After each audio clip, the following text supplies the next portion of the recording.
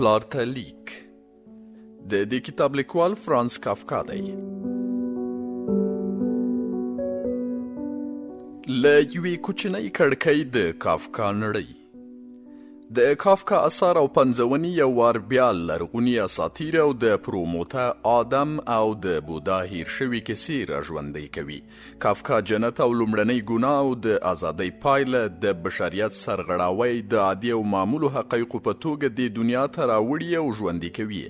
د عادي او غیر عادي ترمنځ واټن له منځه وړي. تر ډیرو کلونو پورې د کافکا اثار د پوهېدو وړ نه و، خو د معاصر بشریت ژوندانه او د بشریت سرګرداني اړتیا او ستونزې د دې سبب شوي چې د منتقدانو او آن فلسفو مخ د کافکا لیکنو ته واړوي چې د کافکا د اثارو په هنداره کې خپل ځان وګوري، خپل سرګرداني پکې وګوري، خپل اړمنتیا ته یې پام شي، خپل اثارات پکې وویني. په دې لیکنه کې چې د سریزې پر ځای راغلی د کافکا د مشهور اثر مسخه پر شننې پیل کوو او بیا د هغه د افکارو تل ته ورکوزیږو.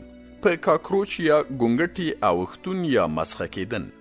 د انسان په وجود کې باید یو جین، یو سیل یا حجره وي چې له مخې هغه احساسات چې بیانولی یې نشي ولړزیږي، پر ځان ورټول شي او ورو ورو خپل ځان د انسان په نارامۍ آرام کړي. فرانس کافکا چې د اظهار وس پکې نه و، همدغو حجرو پر ځان څرخاو. مسخه د کافکا یو ارزښتمن اثر دی چې د ګوستاو یانوش په وینا د مسخه کرکټر ګریګور سامسا په خپله د کافکا د نوم په وزن راغلی دی. دغه اثر په خپله د کافکا او پلار ترینګلې اړیکې بیانوي. زیګموند فروید وایي چې په مسخه کې سامسا په یوې حشرې یا کاکروچ بدلیږي او حشره د بې ارزښتۍ مفهوم لیږدوي. په پلار ته لیک کې کافکا دا خبره روښانوي او لیکي حتما زه هغه ته هیڅ او بې ارزښته وم. په بل ځای کې وایي زه همالته وم، خو د دریم یا غایب شخص خطاب راته کیده، یعنی مخامخ ستا د خندنې ارزښت مې نه لاره. مثلا مور ته به دې ویل له محترم زوی څخه مو دا هیله نشته. ګوستاو یانوش چې له کافکا سره د خبرو اترو یو کتاب یې لیکلی د مسخه په اړه وایي د دغه داستان د قهرمان نوم سامسا دی چې د کافکا سمبولیک نوم ته ورته دی. په دې کلمه کې 5 توري دی او په هغه کې هم 5 توري. په سامسا کې د سین د توري ځای او په کافکا کې د کاف د توري ځای یو شان دی. په مسخه کې ګریګور سامسا چې له خوبه پاڅیږي په ګونګټي اوړېدلی یا مسخه شوی وي. د کیسو دا ډول کل سور ریالستیک فورم دی. د انسان روح کله دې ته هم چمتو وي چې ځان مسخه شوی وګڼي او د شک په سترګه پر ځان لاس تیر کړي او له ځان سره ووایي چې زما لاس او پښې او مخ د پخوا په شان کله دي.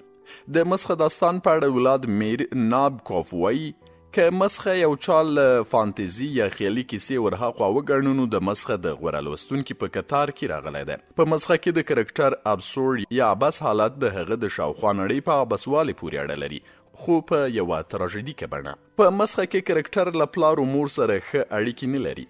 دا په خپله د کافکا د رښتینې ژوندانه یو انځور دی، خو په ورته وخت کې کرکټر له خپلې خور ګریټي سره ښې اړیکې لري.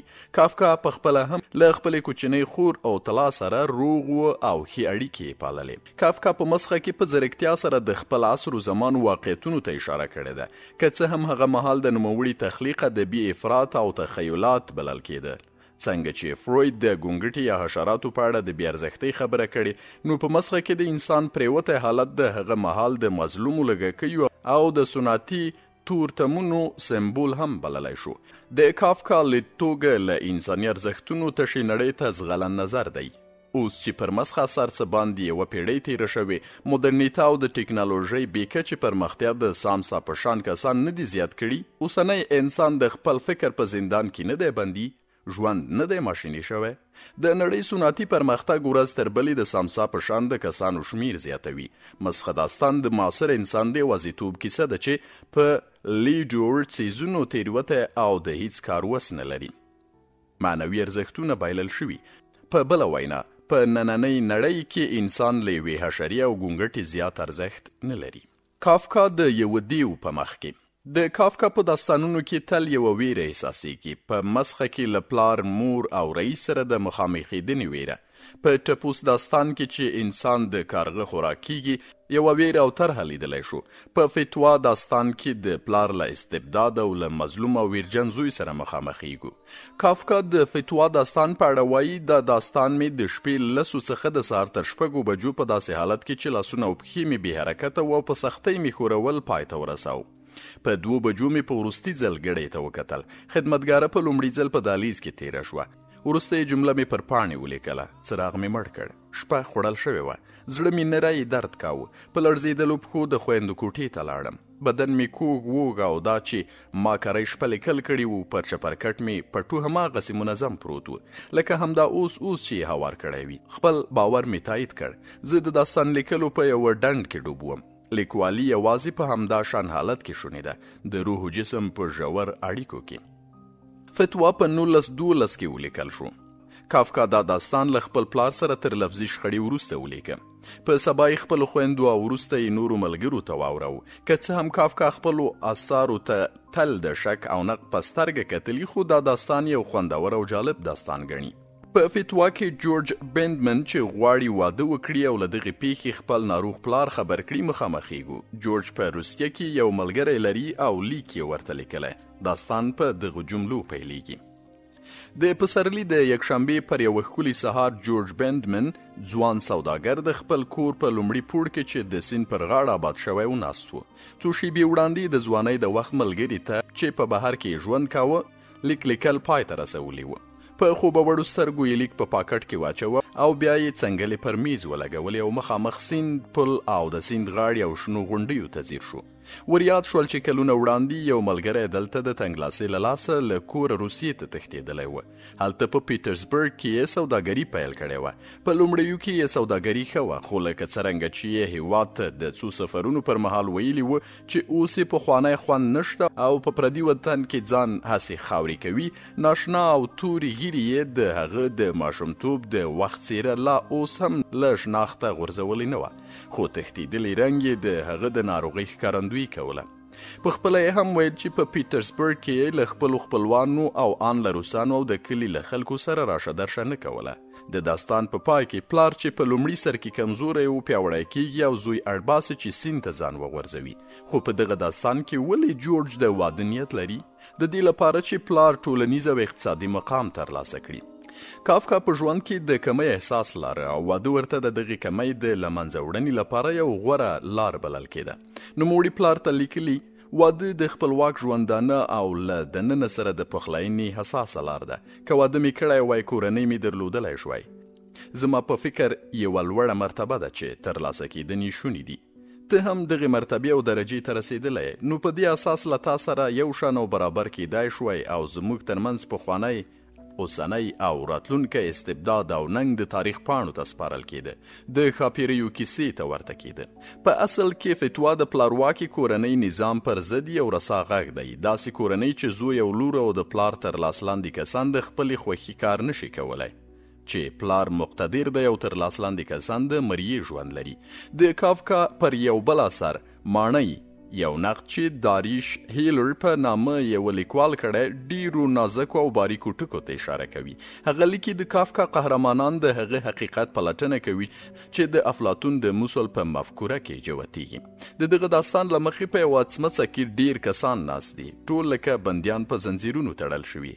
مخونه یې د څمڅې دیوال ته دي، د غار دیوال او بس، خو شاته یې اور بل دی، د اور په منځ کې لاره ده. کاروان یا کسان تیریږي او سیوري د غار پر دیوال پریوزي. هغوی فکر کوي د کاروان یا د څارویو د جسدونو دا سیوری چې پر دیوال پریوزي یو حقیقت دی چې د مخه نه پوهېدل. یعنی په پایله کې خلک د واقعي شیانو له لیدلو بې برخې دي. یوه ورځ د زندان دروازه بیرته کیږي، چانس په ګوتو ورځي. لومړی د اور لمبې چې د هغوی سترګې سیزې ویني، بیا ورو ورو نوره دنیا ویني. هغه بندي چې ځان یې په سیوري قانع کړي و بالاخره پوهیږي چې له غار نه راووځي او د لمر رڼا وویني، خو د لمر رڼا یې سترګې بریښوي. له غاره راوتلي کسان یا کس ورو ورو د ژوند پر بېمانا والي پوهیږي. هغه بندي چې همیشه یې ځان په سیوري قانع کړی و تر شا یې واقعي او روښانه نړۍ ده. اوس چې هغه له غاره راوتلی لمر ته ګوري او بیا د غار د ملګریو په اړه فکر کوي چې هغوی خپل جوهر او ماهیت بایللی دی. د هغوی په حال یې زړه سوځي. له بلې خوا د کافکا په اثارو کې یوه زاویه دا هم ده چې هغه نړۍ او د نړۍ روزګار ته په یو خاص نظر ګوري. شکسپیر وایي ژوند داسې کیسه ده چې احمق یې رانخلوي، د قهر شور او هیجان نه ډکه ده خو هیڅ معنا نه لري. کیدای شي شکسپیر د انساني تفکر په تاریخ کې لومړنی سړی وي چې هغه ډلهییز احساس چې پخوا پوهانو متفکرینو په پټه او نامعلومه بڼه بیان کړی او د نړۍ او ژوند په اړه یې وړاندې کړی و په دقیق او څرګند ډول رامنځته کړ. شکسپیر په پورتنی عبارت سره نړۍ په یو غیر تعقیلي صفت توصیفوي. دا چې ژوند یو عبث او بېګټې شی ده د هغه په نظر نړۍ نه تعقیلي وه او نه غیر تعقلي ده. خو خبره دا ده چې موږ انسانان ورته دا دوه ځانګړنې ورکوو. کافکا په خپلو کیسو کې د نړۍ او ژوندانه بېګټې والی په ډیر شر او شور انځوروي. باور یې دا دی چې د دې جهان عمر په یوه تلپاتې ژمي کې تیریږي. خو له بلې خوا د کافکا زغم او تحمل د ایوب له صبر سره پرتله کیږي. ځینې کسان د ایوب داستان د کافکا په آثارو کې پلټي، یعنی د ټولو خواریو او کړاوونو او تراژیدیو پر وړاندې له زغم نه کار اخلي. کافکا خپل یو دوست ماکس برود ته په 1912 کې د ټپ په اړه په یو لیک کې لیکلي او د کلي طبیب داستان یادونه کوي چې 6 میاشتې تر مخه یې انځور کړی و. هغه ټپ د ځوان د لارې توښه ده او د ټپ پر وړاندې هغوی چې خپل ټټر سپر کوي او ان په ځنګل کې د تبر آواز هم نه اوري، نو کله به د هغه پر نږدېوالي چې دومره خطرناکه نه ده وپوهیږي. او بیا 3 کاله وروسته خبریالي میلینا ته لیکي، پر ذهن مې د ټولو اندېښنو بوج پروت و، درد له هماغه ځایه محسوس و. کافکا ویل زه له دې باره اوږه خالي کوم، خو داسې څوک به وي چې د جسم یا تمامیت له بقا سره مینه ولري او زما د اوږو بار لږ سپک کړي. دلته دی چې سږی په خپله خوښه دې ته چمتو شو چې دا کار وکړي، ځکه چې زیات څه یې نه درلودل چې له لاسه یې ورکړي. همدا خبرې چې زما له خبرېدو پرته زما د مغز او سږیو ترمنځ تبادله شوي ښایي ډېرې وحشتناکې وي. دا هم څرګنده ده چې کافکا خپلې ناروغۍ نه هم راضي و. کورت وولف ته یې په یو لیک کې ولیکل، ناروغۍ هوسا کړی یم. کافکا په هټۍ کې د خپل پلار تر سیوري خو ویرونکي سیوري لاندې اجباري کار پیل کړ. که څه هم کار کولو ته یې اړتیا نه لرله، ځکه چې پلار یې په کافي اندازه شتمن و، دغه اجباري کار ورته ذهني ګډوډۍ جوړې کړې. نوموړی پلار ته لیکي، خو کومه ویره چې تا زما په زړه کې اچولې وه، ورو ورو ته او هټۍ دواړه راته د یو موجود په شان شوی. وروسته بیا هټۍ زما د ستړیا سبب شوه. کومې پیښې چې هلته عادي وې زما د رنځ د درد سبب کېدې او شرمنده کولم یې. په ځانګړې توګه له کارکوونکو سره ستا چلن. نه پوهېږم په نورو سوداګریزو دفترونو کې هم د رئیس او کارکوونکي ترمنځ اړیکې همدا شان وي که نه؟ په پلار ته لیک کې د کافکا د لیکوالۍ د څرنګوالي په اړه کم زیات پوهېدلی شو. د کافکا پلار هرمن کافکا ګران ژوند تیر کړی و او د ځوانۍ خوارۍ او سختۍ یې نه وې هېرې شوي. کافکایي خصوصیات، حرص، سوداګري او د ملکیت احساس یې پیاوړی و. د میرمنې په پیسو د زینتي لوازمو یوه هټۍ پرانیزي او کافکا هم ورسره په هټۍ کې په اجباري کار محکومیږي. هغه مهال ماشومان نه خدمتګاري یا دایي په لاس روزل یا لویېدل. د کافکا د شخصیت تور اړخ بیانوي. پلار په هټۍ کې بوخت و، مور و پلار یې ډېر کم لیدل. روزنه یې د هغوی د فطرت په ژورو کې په استبداد سرخېده. یو څټک په لاس او کافکا یې پر سر واهه او پر ځمکه یې ننوست. د کافکا روزنه یوازې د خوړو پر میز پورې محدوده وه. موږ باید د خوړلو پر وخت یوازې خوراک ته پام کړی وای، خو تا به په ناخونګیر نوکان اخیستل، پاکول او سوانول به دي. پنسلونه به دې تراشل یا به دې د غاښونو پر ډکي غوږونه پاکول. پلاره هیله کوم دا خبرې در باندې بد ونه لګي. دا ټولې خبرې بې ارزښته خبرې وي او زه یې باید نه وای کمزوری کړی. خو ته چې ماته د هر څه لپاره یو معیار او بنسټ وي، تا به هغه قوانین پر ما منل چې په خپله به دې ورته کوچنی احترام نه لاره. کافکا په همدې دلیل له هغو سپارښتنو او نصیحتونو تښتېده چې پر ده به جبرن منل کېدل. داسې قوانین چې یوازې د ده لپاره جوړ شوي وو. په نري رنځ اخته کافکا. فرانس کافکا په 1883 کې په یوې یهودي کورنۍ کې په پراګ کې وزیږید. هغه مهال پراګ د اتریش د امپراتورۍ په ساحه کې راته. کافکا د 20مې پیړۍ الماني ژبې لوی لیکوال و. د پراګ په الماني پوهنتون کې یې حقوق ولوستل او له 1900 کال وروسته یې کارګرانو ته د اوښتو زیانونو د بیمې په یوه کمپنۍ کې کار پیل کړ. کافکا له پلار هرمن کافکا سره ترینګلې اړیکې لرلې. د کافکا پر ژوند د یوه پلارواکې کورنۍ او د یوې متعصبې مور اغیز دومره زیات و چې د ژوند تر پایه له دغه تورتم څخه ونه شو وتلی. کافکا په جرمني ژبه لیکل کول خو له خپلې ژبې چیکي سره هم بلد و. تقریبا هیڅ یو مشهور اثر لکه محاکمه 1925 ماڼۍ 1926 د هغه په ژوندوني خپور نشو. په 1918 کې یې وینه توی کړه او د ژوند په پاتې 7 کلونو کې څو ځلې روغتون کې بستر شو. په 1940 کال کې وین ته نږدې په یو روغتون کې بستري شو او د همدغه کال د جنوري پر 3 یې د نري رنځ د ناروغۍ له امله پور پرې کړ. کافکا د پراګ د یهودانو په یو مړستون کې خاورو ته وسپارل شو. نوموړي له خپل ملګري ماکس بروډ څخه غوښتي و چې ټول ناچاپ اثار او لیکنې او ان چاپ شوي اثار یې راټوله وسوځوي، خو ماکس بروډ د هغه وصیت ونه منه او د کافکا اثار یې وار په وار خپاره کړل. کافکا په خپلو اثارو کې له انسان سره مخامخ او چمبړ دی، یا له ځان سره یا له خپل دننه سره مخامخ دی. نوموړی په خپل تن کې د انسان د لاشعور په ډیرو تورتمو کندو او غارونو کې یو اژدها ویني چې هره شیبه ویره احساسوي چې اوس به راوځي او هغه یعنی انسان به له نابودۍ سره مخامخ کړي یا به یې له ستوني تیر کړي. کافکا یوه میاشت کم 41 کاله عمر وکړ. د ناروغۍ پر مهال یې خپل طبیب ته ولیکل که ما ونه وژني نو ته په رښتیا یو قاتل یې. دا هم ښایي د کافکا د ژوند یو ناسپړلی پاراډاکس وي. په حقوقو پوهنځي کې د دکتورا تر کچې زده کړې وکړې. پر فلیسا بویر یې زړه وبایله خو خپل ارمان ته ونه رسید. که څه هم 2 ځلې یې ورسره کوژده وکړه خو کوژده یې د پلار له لاسه فسخه شوه. پلار ته لیک یې شاوخوا په 14 کلنۍ کې خپل مستبد پلار ته ولیکه، خو لیک یې د مور په لاس ورغی او مور یې پرته له دې چې خپل خاوند ته وسپاري بیرته کافکا ته واستاوه. پلار ته لیک یوې اټوبیوګرافي ته ورته کتاب دی. کافکا په نري رنځ اخته و چې مړ کېده وزن یې 45 کیلوګرامه و. که څه هم تر ناروغۍ پخوا یې وزن 65 کیلوګرامه لاره، خو د ناروغۍ یوازیتوب او ژور خفګان له امله یې 60 کیلو وزن بایللی و. نوموړی له ژور خفګان او اضطراب نه ځورېده. د همدغه ترینګلي حالت له امله یې خوب تښتېدلی و. پر مخ یې دانې راختلې وې چې دا نښې د اروايي ناکراریو له امله وې. نوموړی په 1918 کې په نري رنځ اخته شو. د نري رنځ له امله د کافکا ستونی دومره ژوبل شوی و چې ان خواړه یې نشوی تیرولی. هغه مهال د وریدو له لارې تغذیه کشف شوې نه وه او د تغذیې لپاره یې بله لار هم نه لیدل کېده. نو نوموړی تر 7 کاله ناروغۍ وروسته داسې مهال ومړ چې لوږې پسې اخیستی و. د فرانس کافکا د مړینې په اړه ویل کیږي چې نوموړي په لوی لاس په خپل وخت د ځان درملنه ونه کړه او ځینې په دې باور دي چې نوموړي ځان وژنه کړې ده. که څه هم ظاهرا یې ځان وژلی نه دی، د خو په لوی لاس د ځان نه درملنه او په لوی لاس د مرګ کومې ته ځان سپارل خپله د ځان وژنې په معنا ده. دا هم څرګنده ده چې کافکا له خپلې ناروغۍ راضي و. کورټ ولف ته یې په یو لیک کې ولیکل ناروغۍ هوسا کړی یم. د فرانس د ژوندانه پر مهال د هغه د داستانونو له جملې خورا کمه اندازه خپره شوه. له مسخ ناولګوټي پرته بل هیڅ ناول یې بشپړ نه دی، ځکه نارامه اروايي ژر له کوچني او ناڅیزه کالبد نه ووتله.